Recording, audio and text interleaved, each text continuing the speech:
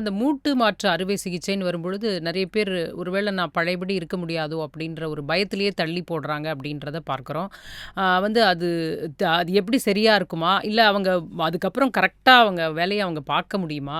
எப்படி ஏன்னா நீங்க இவ்ளோ வருஷம் இவ்வளவு சர்ஜரி அதனால வந்து எப்படி இதன வந்து மக்களுக்கு ரொம்ப எளிமையா நீங்க சொல்ல நினைக்கிறீங்க இந்த விஷயத்த? ஒரு 55 வயசு, 65 வயசு மேல ம். எல்லாருக்கும் மூட்டு தேய்மானம் வர ஆரம்பிக்கும். ம்.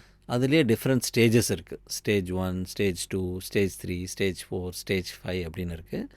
இப்போ நம்ம ஸ்டேஜ் 1 அண்ட் 2லேயே கண்டுபிடிச்சி இந்த மாதிரி நீங்கள் ஆர்த்தோபயாலஜிக்ஸ் மாதிரி bone marrow concentrate injection, PRP injection, growth factor injection போடலாம். எங்கர் ஏஜ் குரூப் இருந்தால் எம்ஃபேட் அவங்க ஃபேட் எடுத்து போடலாம். ஸோ இது இருக்கும்போது நம்ம அந்த டீஜெனரேஷனை கொஞ்சம் தள்ளி போடுறோம்.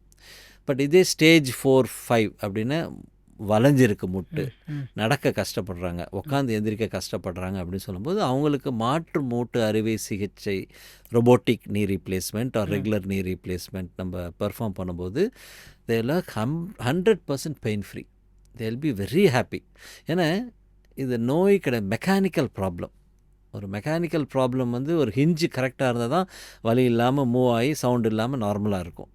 ஸோ இது மெக்கானிக்கல் ப்ராப்ளம்னால இப்போ நம்ம பல்லு சொத்தையாக இருக்குது, போய் ஒரு க்ரௌன் போட்டுக்கிறோம், நல்லா சாப்பிட முடியுது. அதே மாதிரி தான் இது நம்ம வந்து மூட்டு வந்து 2 மூட்டும் தேஞ்சிட்டு, ஸோ 2 மூட்டுக்கு நடுவில் ஒரு சின்ன கேப் மாதிரி வைக்கும்போது பர்ஃபெக்டாக நடக்கிறாங்க. எங்கே ப்ராப்ளம் வருதுன்னா அந்த கேப் வந்து பெர்ஃபெக்டாக வைக்கணும். ஒவ்வொருடைய மனிதனுடைய நீயும் டிஃப்ரெண்ட் ஆங்கிள். ஸோ அந்த இடத்துல தான் ரோபோட்டிக் சர்ஜரி. அந்த ரோபோட்டிக் அப்படின்னு வரும்போது ரோபோட்டிக் நீ ரீப்ளேஸ்மெண்ட் அப்படின்னா operation is done by the surgeon only. Robotic will help for precision. Okay.